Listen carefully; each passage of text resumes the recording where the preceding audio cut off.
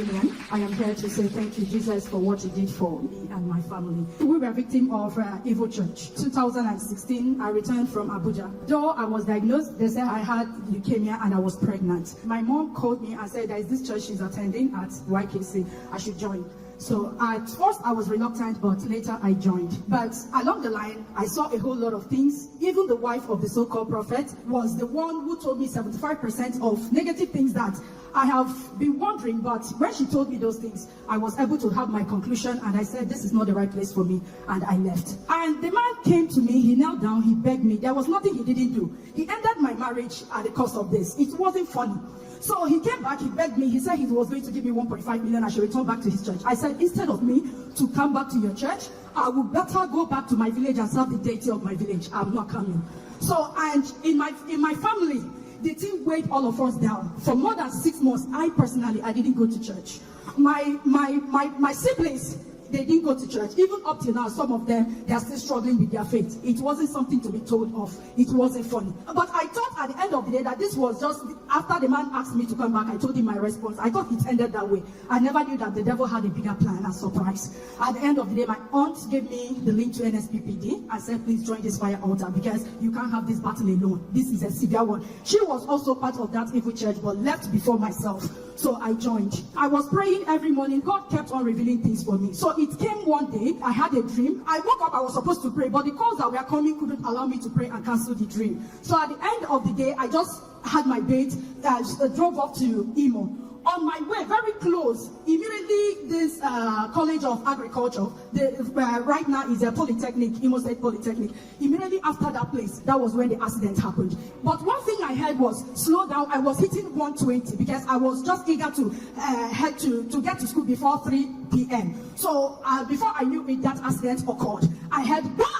The next thing I had, bye! I was now struggling with my steering, and then after a time, it got to a halt. My car got to a halt. I looked at it, the car was not burning. So at the end of the day, it was the military checkpoint that came to rescue me, the army people who were there. Even my door could not open. They had to pull me out from the another side. So I was in the hospital while I was receiving treatment. A call came from that, one of the members of that evil church called me and said, see, sister, I don't know where you are, but whatever you are doing, you need to pray very well, because our prophet said that before Sunday, the accident happened on Wednesday, and I was already in hospital Thursday, and then the call came on Thursday that before Sunday they will hear I have died.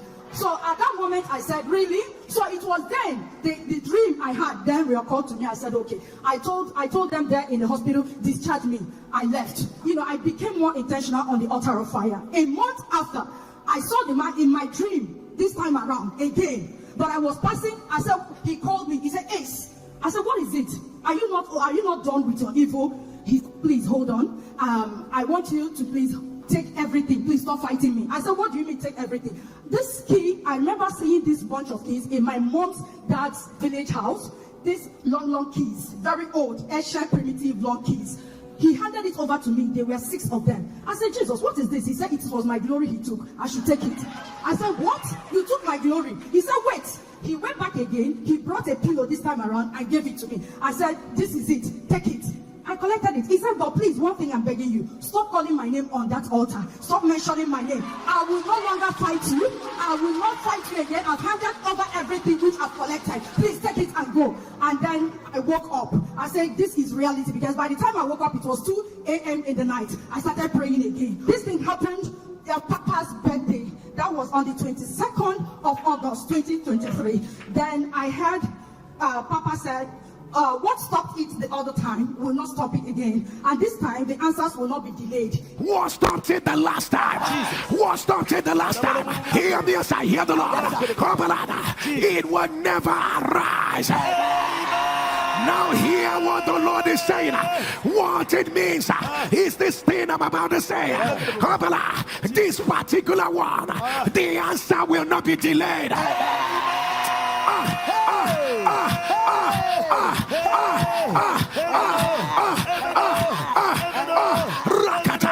The answer will not be delayed. So I started praying with it. Then on the night of 23rd of the same August, so while I was praying, I saw Papa. He came there, singled me out among 5 other ladies who were praying with me on the altar. I don't know them. It was just a dream. Papa started giving me a number. He said, take. this number. My daughter, what are you still doing here? You are not supposed to be part of these people here. I said, but Papa, I have not received my evidence. He said he has sent it all. Okay, come, follow me. Come. He started calling a number. While he was calling the number plus 35122, he was calling it in the dream. I was capturing it. I was recording it. I woke up. I saw my phone blink because my son woke me up and said, Mommy, please cover the window. So when I woke up, I saw that my phone showed a light.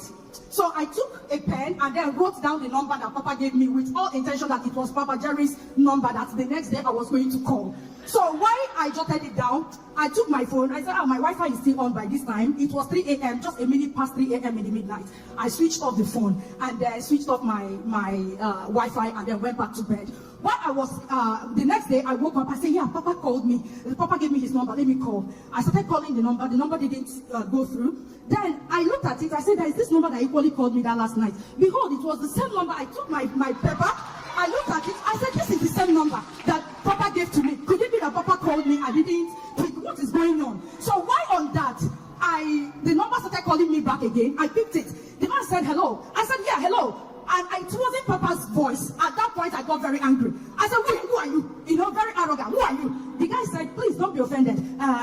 Are you Mrs. Madu? I said, I'm not Mrs. Madu, sir. So who gave you my number? You know, just like that. And he said, please don't be offended. Can I see your face once again? I want to be sure that you are not Mrs. Madu. I said, I'm not Mrs. Madu. He now put it on a video call. He saw my face. Immediately, he caught it and said, you are not the one. But please, I'm looking for Mrs. Madu. I said, I'm not Mrs. Madu. You've seen I'm not Mrs. Madu. What is it?